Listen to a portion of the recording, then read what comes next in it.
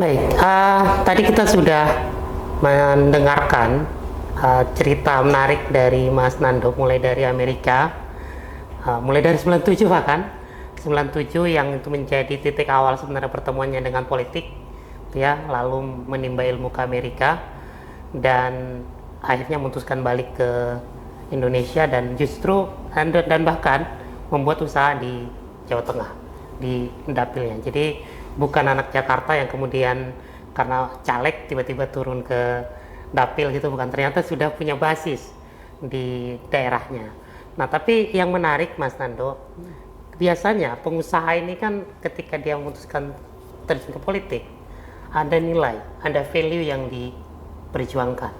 Nah, Mas Nando sendiri kira-kira apa sih Mas yang ingin diperjuangkan sebenarnya ketika memutuskan untuk masuk ke politik dan jadi caleg DPR? Jadi gini, Mas Ardi, kalau di dalam bisnis itu tujuan kita adalah kita mendapatkan keuntungan dari sebuah investasi yang kita sudah invest. Jadi kita keluar uang untuk investasi, kita bekerja, kita mendapatkan hasil dan mendapatkan keuntungan. Nah, politik nggak seperti itu, Mas. Politik itu tidak menghasilkan keuntungan. Politik itu adalah pengabdian. Politik itu adalah pengabdian. Politik itu adalah bahkan kita tidak mendapatkan keuntungan dari sesuatu investasi yang kita tanamkan. Kita adalah benar-benar mengabdi kepada rakyat. Jadi makanya politik dan bisnis itu satu kesatuan yang berbeda menurut saya. Jadi bisnis itu kita mencari keuntungan, politik itu adalah pengabdian kepada rakyat gitu.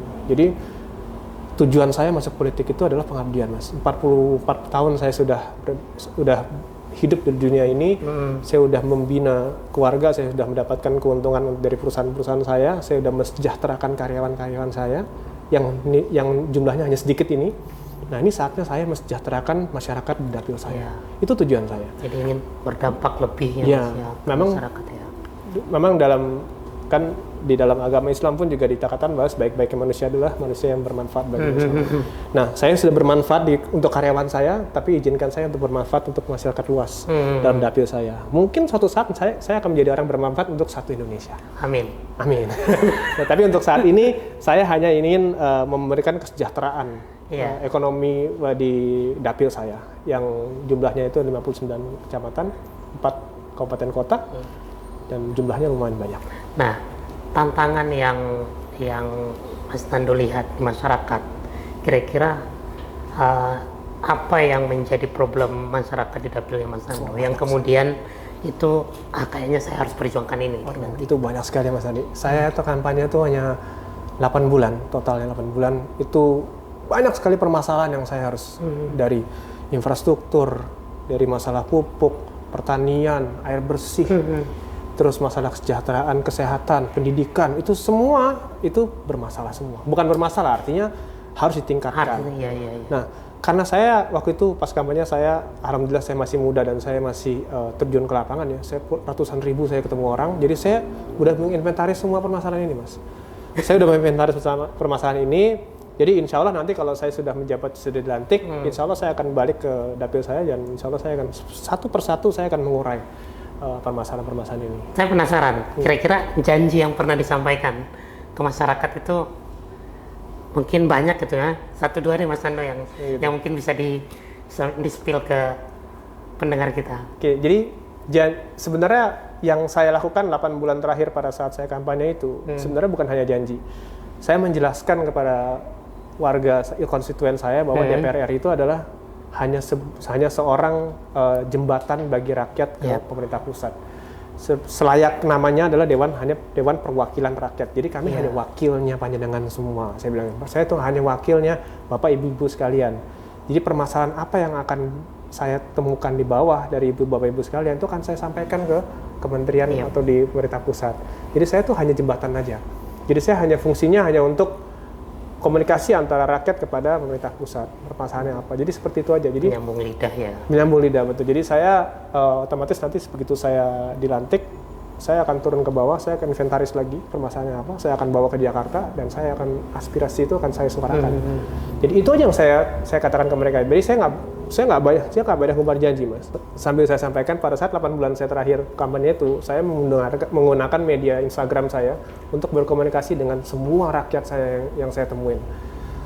Jadi banyak sekali saya setiap pagi itu, selamat malam, pagi Mas Nando, apa semua saya jawabin, Mas. Itu sendiri? Saya sendiri. Tanpa admin, Mas? Tanpa admin. Bahkan banyak semua yang kontak saya itu lewat Instagram saya. Jadi semua saya jawabin. Karena saya ingin menjadi anggota dewan yang bermanfaat, Mas. Bukan hanya seorang anggota dewan yang begitu jadi terus tiba-tiba menghilang. Saya nggak mau kayak gitu.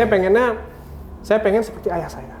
Ayah saya tuh idola saya. Jadi dia tuh udah 4 periode jadi anggota DPR terus. Saya pengen terus menjadi anggota DPR. Jadi bermanfaat lah bagi dapil saya. Nah, itu tadi yang soal cerita banyak politisi yang melupakan dapil atau melupakan konstituen, kan cerita itu kan banyak, Mas. Dan itu terekam di memori publik itu. Sebagai seorang pengusaha baru, maksudnya orang yang sudah lama di dunia bisnis, sudah lama di dunia usaha, kemudian masuk ke politik, yang kira-kira menurut Mas Nando nilai-nilai di dunia usaha itu yang bisa kita bawa ke politik itu apa sih, Mas? Sehingga kemudian orang publik percaya gitu, oh kalau kita pilih anggota DPR yang dari pengusaha itu lebih baik misalnya dari yang lain, misalnya kira-kira. Ya paling nilai yang paling bisa saya jual pada saat itu adalah saya sudah selesai dengan hidup saya. Saya sudah puluhan tahun saya kerja, saya sudah mendapatkan tabungan yang cukup untuk saya dan keluarga saya. Jadi saya tidak mencari hal-hal seperti itu lagi. Yang saya cari adalah pengabdian kepada rakyat. Itu yang saya jual. Nah, kita melihat di beberapa pemberitaan ya, Mas Nando, ini kan cukup banyak bicara soal ekonomi, BUMN, bahkan sesekali saya mengkritik kebijakan di Kementerian BUMN gitu ya. Saya mau tahu, nanti kalau sudah terpilih, sudah dilantik jadi anggota DPR tanggal 1 Oktober. Itu kira-kira akan memilih di komisi mana, Mas? Oh gitu.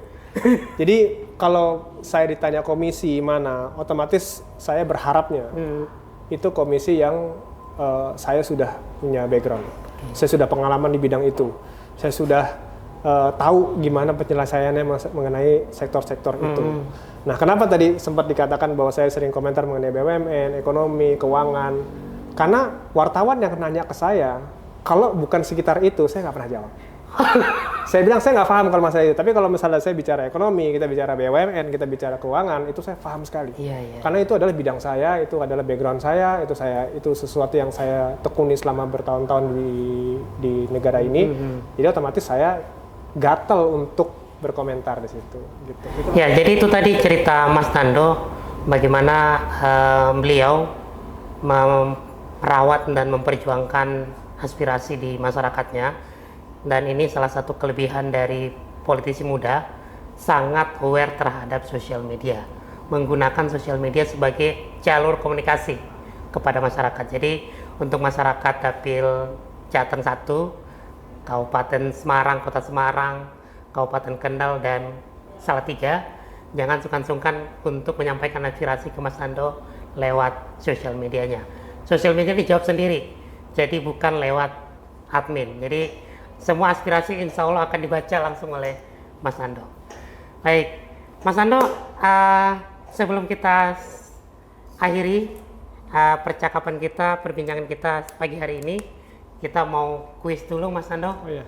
Ini kuisnya jawab cepat, disordered. Jadi nanti saya akan tanya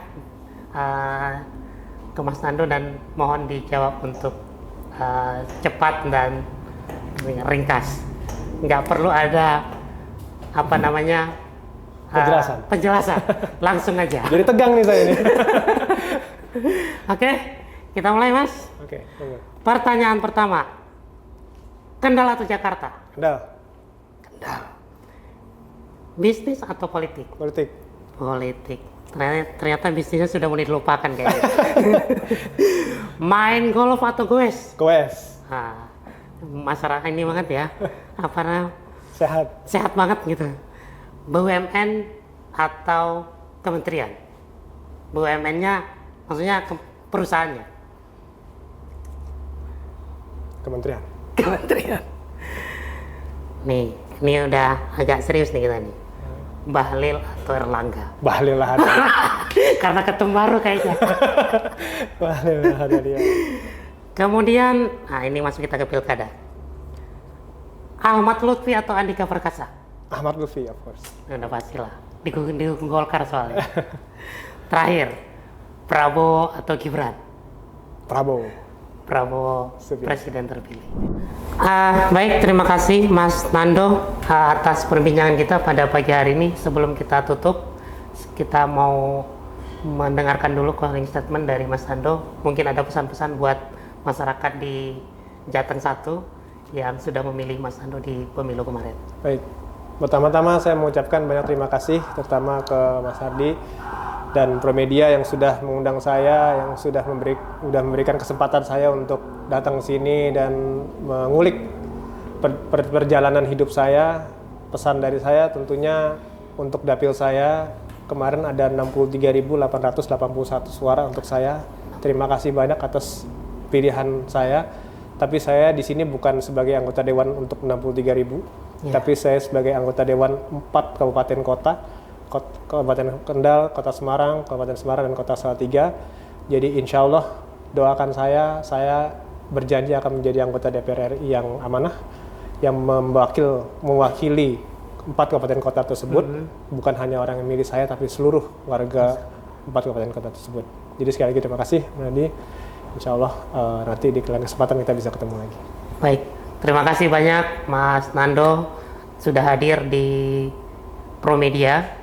Dan ini sosok yang luar biasa, politisi muda yang mudah-mudahan apa yang menjadi aspirasi masyarakat Jawa Tengah 1, khususnya di wilayah Kabupaten Semarang, Kota Semarang, Kendal, dan Salatiga, nanti bisa dibawa ke Jakarta aspirasinya dan diperjuangkan, sehingga kehadiran Mas Nando sebagai anggota DPR RI periode 2024-2029 benar-benar dirasakan oleh masyarakat Jawa Tengah 1. Sampai ketemu di podcast CV Talk berikutnya. Assalamualaikum warahmatullahi wabarakatuh. Waalaikumsalam.